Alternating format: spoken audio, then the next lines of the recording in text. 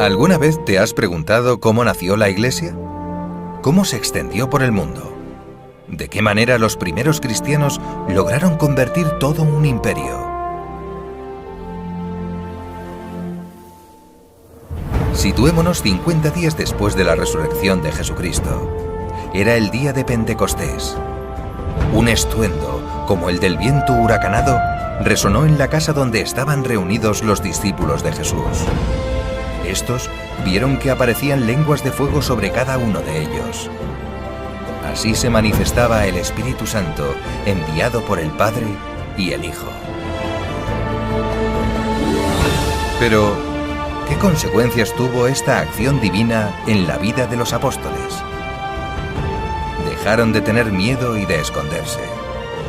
Comprendieron la misión que Jesús les había encomendado. ¿Recuerdas cuál era? Predicar el Evangelio a todas las naciones. Comenzaba así la andadura del reino de Dios en la tierra.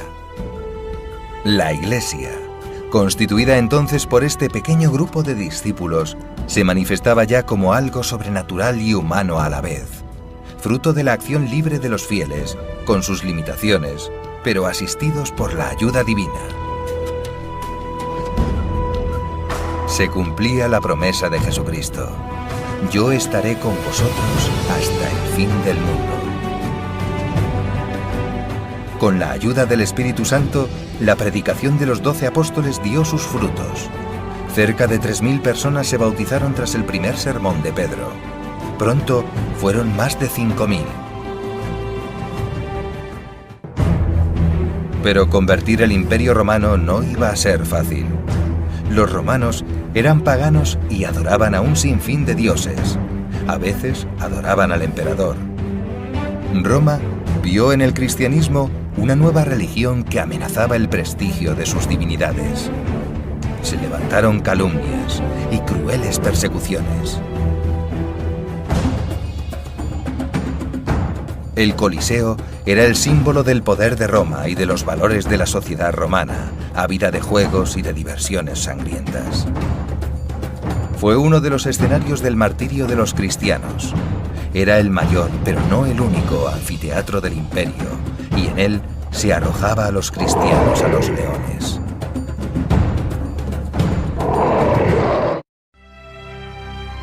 ¿Lograron aquellas persecuciones doblegar a los cristianos?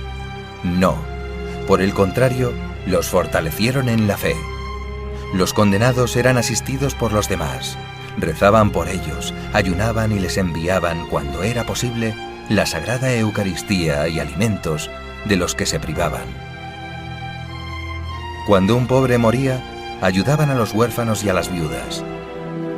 Pero no solo se auxiliaban en la adversidad. La caridad era una prueba permanente de su fidelidad a la llamada de Cristo. Como verdaderos hermanos, se ayudaban en el camino de la santidad.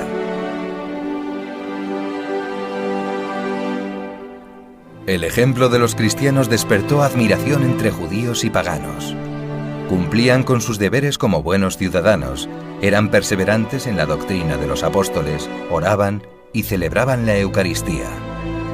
La coherencia de sus vidas impresionaba.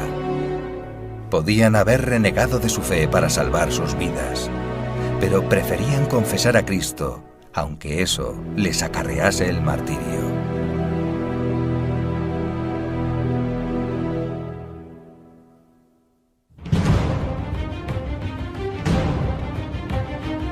Muchos perecieron, pero su sangre sería la semilla de la que brotarían innumerables frutos de santidad.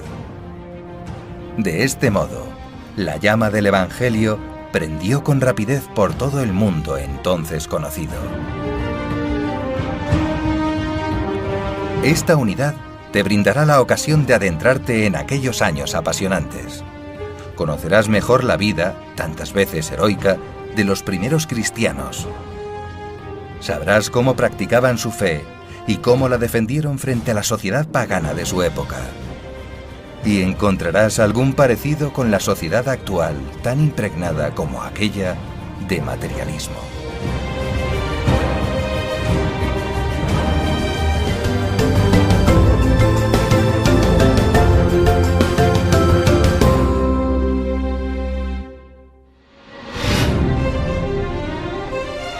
Puerto de Cartago, año 350.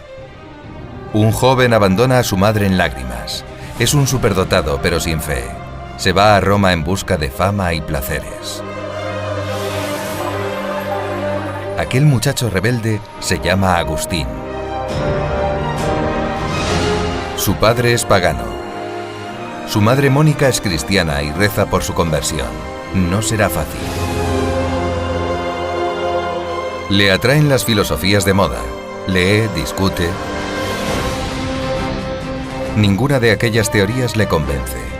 ¿Será posible encontrar la verdad? Él lo duda.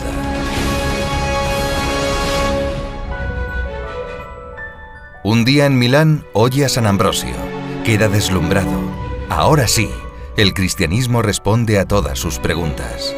A duras penas logra dominar sus pasiones y se convierte. Nos lo contará en un libro apasionante, Las Confesiones.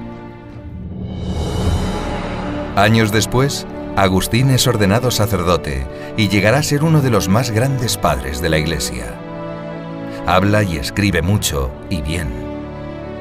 Sus obras impulsarán la filosofía y la teología. Será un pilar de la cultura occidental. Él presentía que aquel imperio romano decadente ya no duraría mucho. En el año 430, ya en su lecho de muerte, los vándalos cercan su ciudad, Hipona. ¿Era eso el fin? ¿Sería superior la fuerza de los temibles conquistadores bárbaros al poder de la fe? El cristianismo había sobrevivido a otra prueba peor. Las sangrientas persecuciones de los emperadores romanos.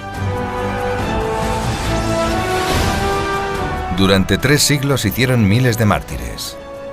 Unos murieron en la hoguera antes que renegar de Jesucristo. Otros fueron decapitados, crucificados o echados a los leones en la arena del circo. ¿De dónde sacaban los cristianos de entonces la fuerza para no ceder? De la Eucaristía y de la vida sacramental. Parece extraño, pero lo entenderás cuando estudies lo que son los sacramentos y sus efectos, a primera vista invisibles.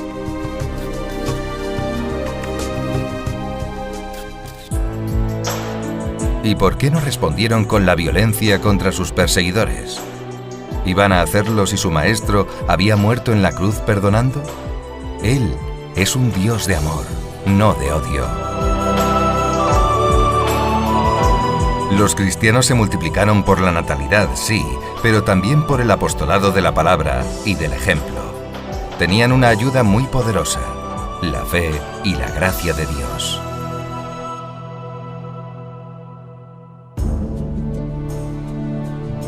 Llegó el año 313 y el emperador Constantino les concedió el derecho de practicar públicamente su religión.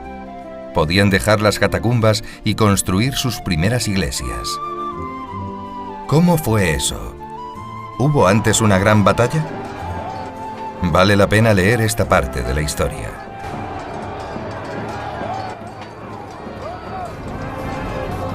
¿Y después? ¿Cómo consiguió el cristianismo el salto de religión prohibida y perseguida a culto oficial en todo el imperio? Esa decisión la tomó en el año 380 a otro emperador, Teodosio. Pero, ¿fue una medida acertada? En cualquier caso, con o sin protección del Estado, la Iglesia debía afrontar la tarea de formular con claridad y sin error la doctrina cristiana. Además, dentro del mismo seno de la Iglesia comenzaban a surgir herejías. No eran cuestiones baladíes, afectaban a la fe en la misma persona de Jesucristo o en la Santísima Trinidad.